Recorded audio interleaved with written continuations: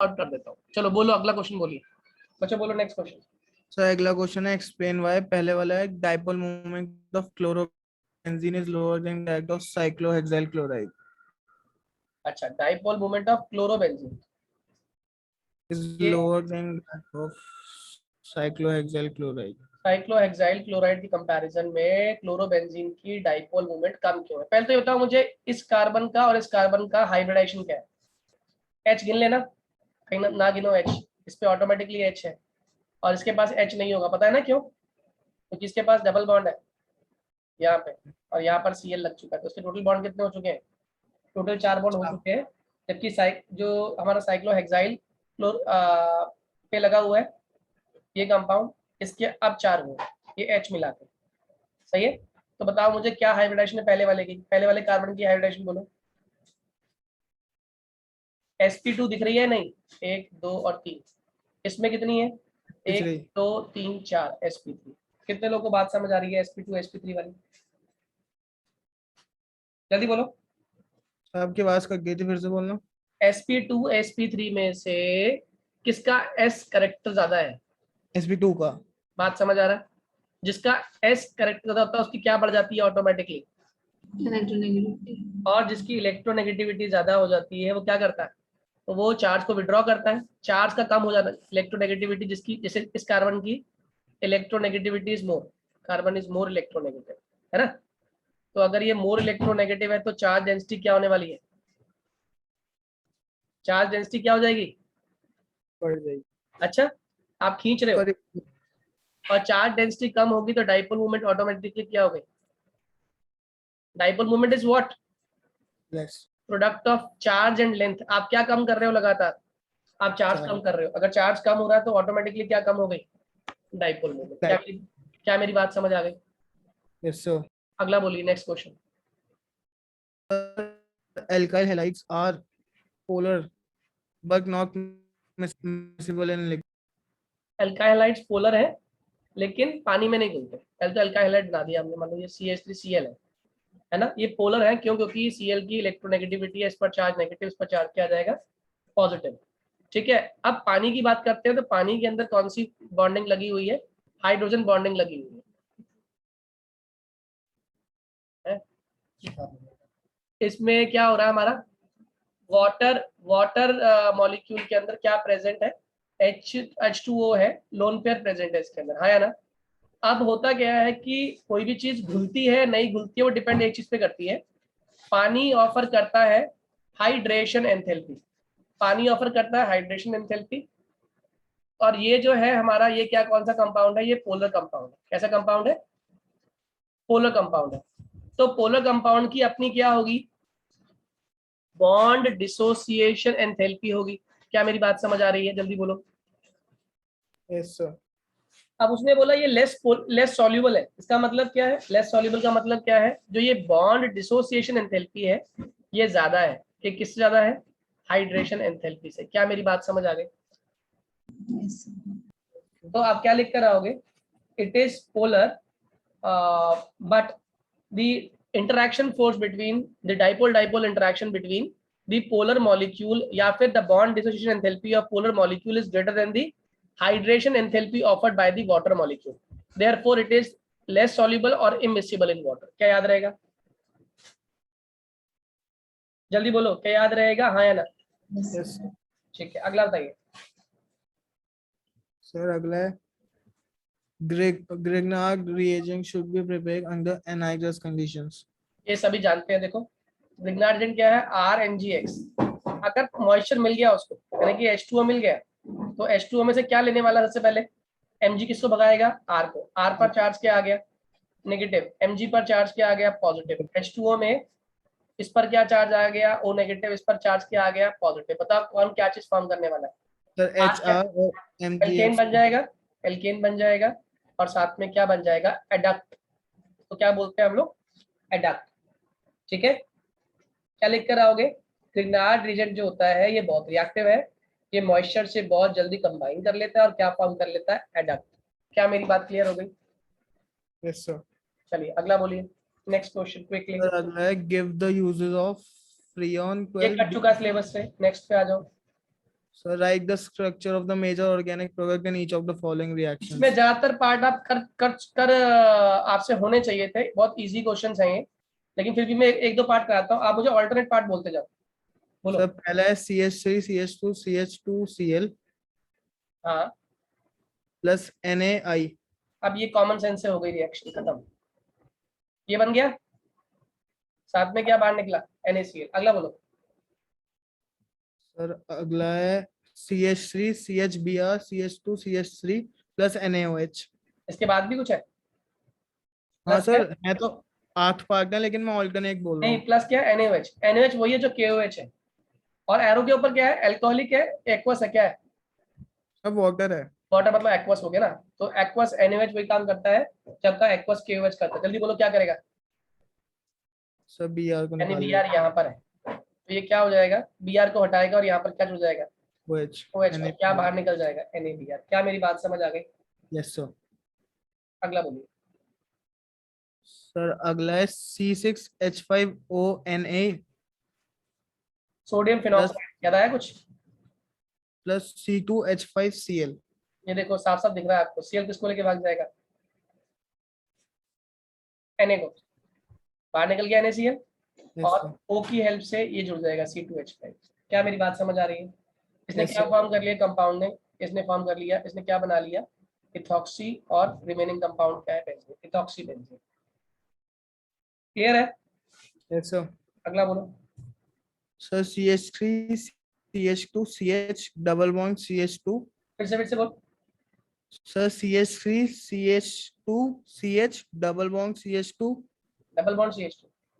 Plus HBr, हाँ, और reaction हो रहा है पेरोक्साइड के प्रेजेंस में। ये तो आपको पता ही है, एंटी मार्कोनिक ऑफ है। कोने में क्या लगा दोगे? पहले फंक्शन। चलो अगला बोलो। सर बस ऑल्टरनेट खत्म हो गए। ठीक है, नेक्स्ट क्वेश्चन बोलो। Right the mechanism of the following reaction. क्या है NB NBuBr plus KCN gives NBuCN, और उसमें ETOH। Ethyl alcohol. ETOH ethyl alcohol. Okay sir. और वाटर। यस सर बोल। अब देखो, अब ध्यान से, इसमें कहानी कौन सी इस्तेमाल होने वाली है? KCN की बात करें, टूटे कैसे? K प्लस और CN माइनस। और CN CN माइनस कैसा कैसा हमारा न्यूक्लियोफाइल होता है? एम्बिडेंटेड, हाँ या ना? Yes sir. तो इसका मतलब ये अटैक कहीं से भी कर सकता है। जल्दी बोलो। तो आप देखो, it can attack CN minus can attack either from carbon side or it can attack from N side। याद रहेगा? या ओके फिर सर। या तो ये कार्बन साइड से अटैक करता है, या फिर ये N साइड से अटैक करता है। लेकिन याद रखिएगा, कार्बन कार्बन जो बॉन्ड बनेगा, it is stronger. Carbon carbon bond is stronger. तो ऑब्वियस बात है, CN माइनस कहां से अटैक करना चाहेगा? इस ग्रुप के ऊपर, C साइड से। तो यहाँ देखिए क्या होने वाला है, BuBr भी तोड़ना सीखते हैं हम लोग पहले। ये बना K प्लस, ये बना CN माइनस, इस CN माइनस ने अटैक किया C और C, और यहाँ पर Br है। कौन बॉन्ड को विड्रॉ करने वाला है? Br बॉन्ड को विड्रॉ करेगा। Br पे चार्ज नेगेटिव, C पे चार्ज पॉजिटिव। अब CN ने किस पे अटैक किया? नेगेटिव वाले पे। बताओ कंपाउंड क्या बन गया? सर CN नेगेटिव वाले पे करेगा। पॉजिटिव पे जुड़ेगा ना, ये बना, और साथ में क्या बाहर निकला? KBr। क्या मेरी बात समझ आ गई? Yes sir. आप ये लिख कर आओगे कि CN माइनस जो है ये एम्बिडेंटेट न्यूक्लियोफाइल है, ये दो तरह से अटैक कर सकता है, आइदर फ्रॉम कार्बन साइड और from N side, but CC bond is stronger than CN bond. ठीक है, therefore K plus CN minus इस तरह कंबाइन करेगा और अटैक करने पे ये कंपाउंड फॉर्म करेगा। क्या मेरी बात समझ आ गई? जल्दी बोलिए हाँ या ना। Yes sir. अगला बोलिए क्वेश्चन, नेक्स्ट क्या है? सर अगला क्वेश्चन है arrange the compounds of each second order of reactivity towards SN2 displacement. SN2, इसके भी ऑल्टरनेट पार्ट बोलो। ऑल्टरनेट पार्ट पहला बोलो। सर पहले 2 ब्रोमो 2 मिथाइल ब्यूटेन। पूछा धीरे धीरे। 2 ब्रोमो 2 मिथाइल ब्यूटेन, पहले ब्यूटेन ड्रॉ कर लो। 2 पे ब्रोमो है और 2 पे मिथाइल है। ठीक है, अगला बोलो। उसी में 1 ब्रोमो पेंटेन। ठीक है, ये हो गया 1 ब्रोमो पेंटेन। अगला बोलो। और तीसरा है 2 ब्रोमो पेंटेन। अगला बोलो। बस सर 3 ही है। 3 ही है। अब बताना इसमें SN2 कौन जल्दी शो करेगा? बेटर लिविंग कौन है इसमें? सबसे पहले जल्दी कौन भागना चाहेगा? जो कोने सर में होगा, जो कोने में होगा जल्दी भागेगा, हाँ या ना? Yes sir. सबसे पहले ये भागेगा। फिर कौन भागेगा? सर फिर राइट वाला। Very good. और लास्ट में कौन भागेगा? ये वाला। अगर ये ऑर्डर SN1 का होता तो ऑप्शन क्या होता? सर अपोजिट वन मतलब ये होता 1 उस केस में, और ये होता आपका 2, और ये होता 3। क्या मेरी बात समझ आ गई? ये किस केस में होता? SN1 में। SN2 का ऑर्डर ये है। क्या ये क्लियर है सभी लोगों को? जल्दी बोलिए। Yes sir. अगला बोलो Yes. एक पार्ट छोड़ के। सर अगला है 1 ब्रोमो ब्यूटेन। मुझे धीरे धीरे ऐसा बना लूंगा। 1 ब्रोमो ब्यूटेन। और सर दूसरा है 1 ब्रोमो 2 डाइमिथाइल प्रोपेन। हमेशा पहले चेन ड्रॉ कर लिया करो। 1 पे ब्रोमो है, 2 पे 1 ब्रोमो 2 2 मिथाइल डाइपेंटेन। सर 2 बार 2 है। Dimethyl pentane propane. प्रोपेन। ठीक है, अगला बोलो। 1 ब्रोमो 2 मिथाइल ब्यूटेन। ब्यूटेन बना लो पहले, और 1 पे क्या लगा दिया? ब्रोमो। और 2 पे क्या लगा दिया आपने? मिथाइल। 1 bromo 2 methyl. अगला बोलो। सो एक और है 1 ब्रोमो 3 मिथाइल ब्यूटेन।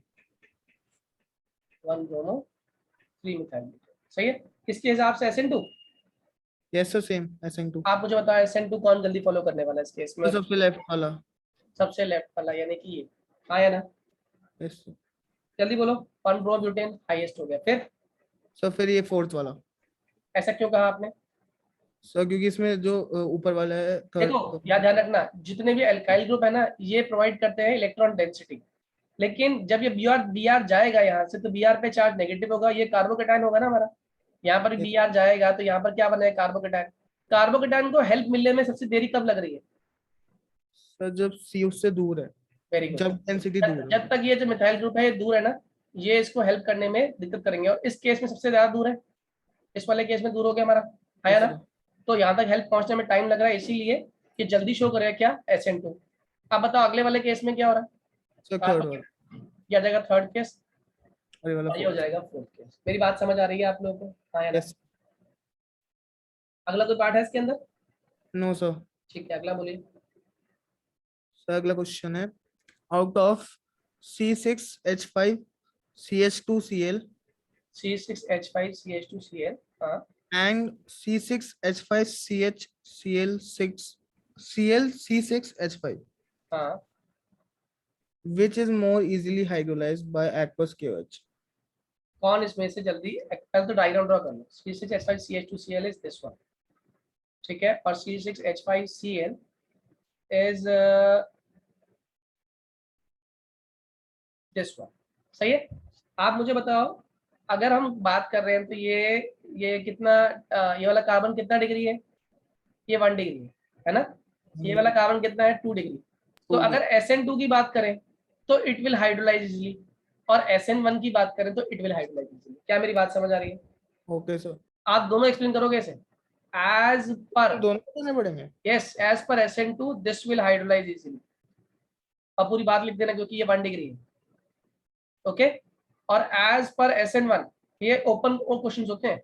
एज पर SN1 being 2 degree it will hydrolyse easily. क्या मेरी बात समझ आ रही है? Yes sir. क्लियर है? जल्दी बोलो। नेक्स्ट। सर अगला है P dichlorobenzene has higher MP than those of O negative and M अच्छा, isomers. इसमें ना एक बात और ध्यान रखना। कार्बन, जो कार्बन है वो इस वाले में जुड़ रहा है दो तरफ। इस तरफ तो जुड़ रहा है एक कार्बन से।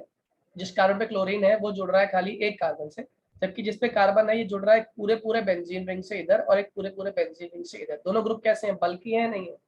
Yes sir. बल्कि ग्रुप हमेशा हिंड्रेंस ऑफर करते हैं। क्या ऑफर करते हैं? Hindrance. हिंड्रेंस। तो बेटर SN2 कौन शो करेगा? पहले वाला। जल्दी, मेरी बात समझ आ रही है? Yes. Yes. चलिए अगला बताइए। सर अगला है P dichlorobenzene has higher MP than those of O negative and M ये isomers. तो आपको आता है। पैरा क्लोरोबेंजीन का मेल्टिंग पॉइंट है ना, हाई क्यों है? इसका MP हाई क्यों है in comparison to O negative ortho and meta, यानी कि इससे और M और isomers. इससे सॉरी, इसका मेल्टिंग पॉइंट ज्यादा क्यों है? आप जानते हो, मैंने इसके रीजन लिखवाए थे। पैरा वाला क्या होता है? पहली बात तो। Symmetric. दूसरी बात, पैरा वाला बहुत जल्दी कहाँ पैक हो जाता है? क्या सर? पैरा वाला कहाँ पर इजीली पैक हो जाता है? It gets pack easily in close packing structure. लिख लेना, जिससे सबसे इंपॉर्टेंट पॉइंट है। Packed easily in closed pack structure, ये सबसे इंपॉर्टेंट बात है इसके अंदर। और पैरा वाले में स्टेरिक हिंड्रेंस मिनिमम है, स्टेरिक हिंड्रेंस मिनिमम, या फिर हम कहते तो रिपल्शन मिनिमम है, रिपल्शन मिनिमम। क्या बढ़ गई? Stability maximum. क्या मेरी बात समझ आ गई? हाँ या ना? क्लियर है सही बच्चों को? Yes sir. चलिए अगला बोलिए। How the following convergence can be carried out. ये अब आप ट्राई करोगे, अब ये आप ट्राई करोगे, मैंने आपको आइडिया दे दिया करने के लिए। अगला बोलो। सर अगला है the treatment of alkyl chlorides with aqueous KOH leads to a formation of alcohol. अच्छा, But in the presence of alcoholic KOH, alkenes are major product. Explain. इसमें KOH डालते हैं तो हमारा ROH फॉर्म कर लेता है, जबकि यहाँ पे एल्कीन फॉर्म कर लेता है। ये कह रहे हैं ना? Yes sir. अब देखो इसमें बहुत अच्छा क्वेश्चन है और ये बोर्ड का फेवरेट क्वेश्चन था। इसको डायरेक्टली इनडायरेक्टली मल्टीपल चॉइस में पूछ सकता है।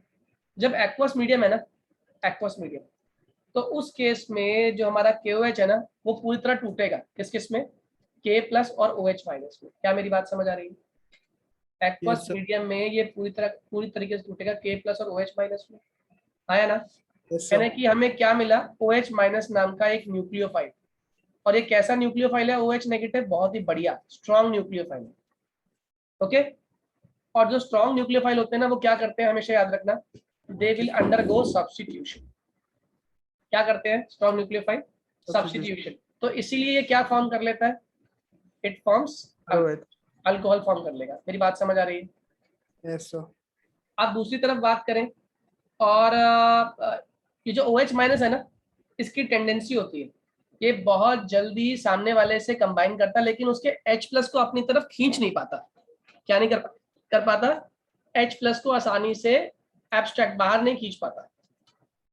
ठीक है, तो एक्वस मीडियम में OH माइनस जो है वो बिहेव करता है एज अ वीक बेस।